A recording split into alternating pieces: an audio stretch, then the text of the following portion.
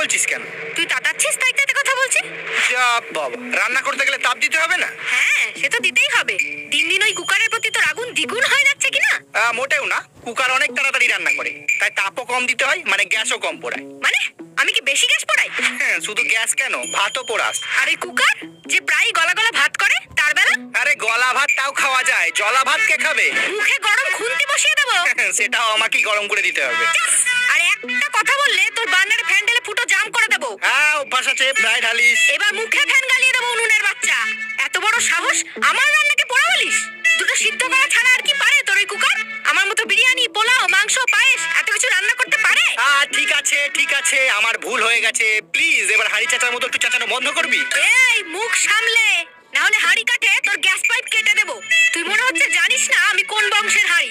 তা তোর হাঁড়ি খবর আমি জানবো কি করে? তো জেনে রাখ, আমার পূর্বপুরুষ ছিল মুঘল সাম্রাজ্যের প্রধান বিরিয়ানির হাঁড়ি। সম্রাট হুমায়ুন যখন রাজ্য হারিয়ে পারস্যে আশ্রয় নেয়, তখন পারস্য সম্রাট তাকে খাতির করে খাবার দাবার লাল কাপড়ে ঢেকে পরিবেশন করে। ব্যাপারটা সম্রাটের এত ভালো লাগে যে মুঘল দরবারেও সেটা চালু হয়ে যায়। আর প্রথম যে হাঁড়িকে লাল কাপড় পরানো হয় সেই ছিল আমার দাদুর দাদুর দাদুর দাদুর দাদু। তারপর তো বংশানুক্রমে কেউ হয়েছে রসের হাঁড়ি, কেউ হয়েছে মিষ্টির হাঁড়ি, কেউ বা হয়েছে শখের শিল্পী হাঁড়ি, কেউ বা বাজানোর হাঁড়ি। তো এমন বংশের যে হাঁড়ি আমি, তার সঙ্গে তুই ওই সামান্য কুকারের তুলনা করছিস? ওফ, এ তো হাঁড়ি নিয়ে বড্ড বাড়াবাড়ি শুরু করেছে।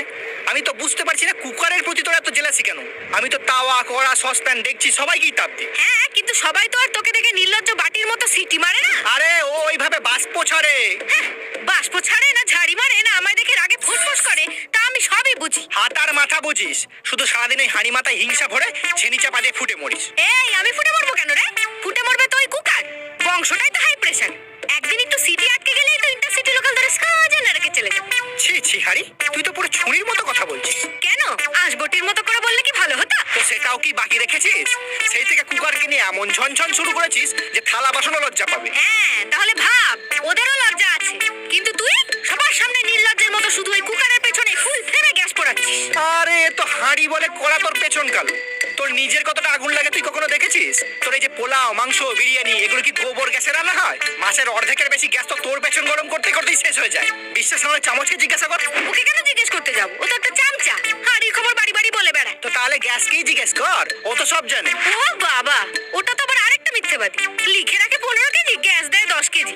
ওর হিসেবের আবার কোনো ভরসা আছে নাকি? হ্যাঁ সেই, এখনই গ্যাসের হিসেব ফাঁস হলে তোর হাটে হাঁড়ি ভেঙে যাবে কিনা। কি?